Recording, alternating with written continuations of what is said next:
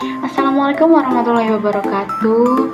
Izin memperkenalkan diri, nama saya Yuningsi dengan NIM 22172004. Saya dari program studi fisika. Di sini saya akan mengerjakan salah satu soal UAS, yaitu membuat salah satu video dan juga menjawab beberapa pertanyaan. Baik, sebelum itu saya akan memperkenalkan hobi saya terlebih dahulu. Hobi saya membaca dan juga menulis sebuah jurnal. Baik, mungkin langsung saja.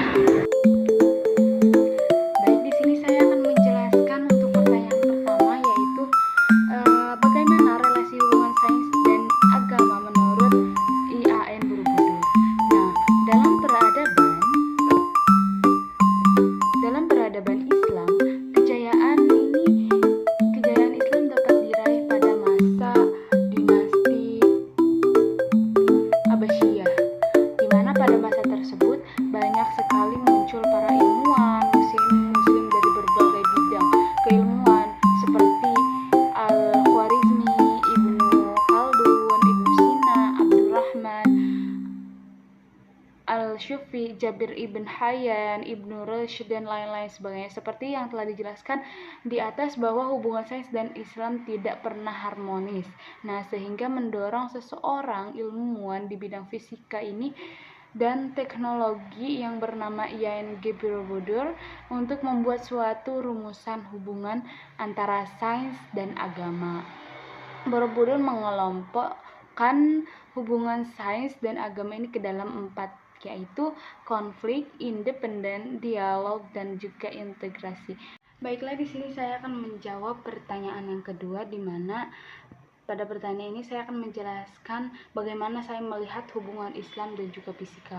Nah, hubungan Islam dan sains ini sangat erat dan historis, terutama selama masa keemasan Islam pada abad ke-8 hingga pada ke-14, sehingga ketika ilmuwan muslim seperti Al-Khwarizmi, Ibnu Sina membuat kontribusi besar di dalam berbagai ilmu pengetahuan. Nah, Al-Quran ini mendorong pencarian ilmu dan pengamatan alam dengan banyak ayat yang menekankan pentingnya memahami ciptaan. Nah, metodologi ilmiah yang melibatkan pengamatan dan juga eksperimen dengan jelas mengutamakan pemikiran kritis, meskipun tantangan dalam mengintegrasikan sains dengan beberapa interferensi agama di era modern ini.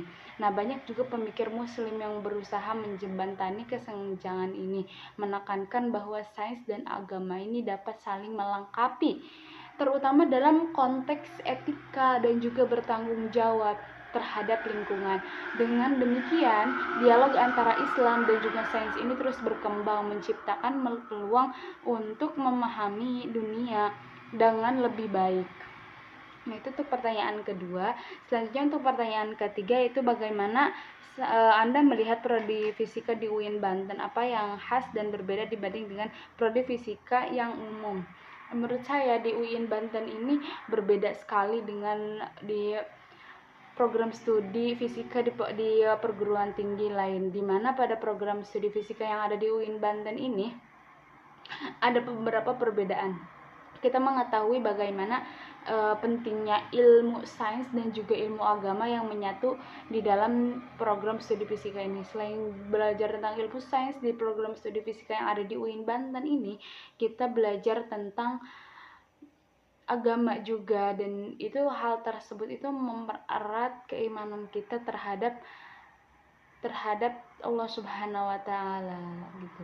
Nah, pertanyaan terakhir, apa kesan Anda tentang kuliah Islam dan Sains? Menurut saya Islam dan Sains ini adalah kuliah yang sangat penting untuk semua mahasiswa, karena di sini dapat menjelaskan bahwa Islam dan sains ini bisa bersatu juga, bahwa ilmu dan juga Islam itu benar-benar sangat penting dan mereka saling berkaitan, sehingga kita harus mempelajari kedua-keduanya.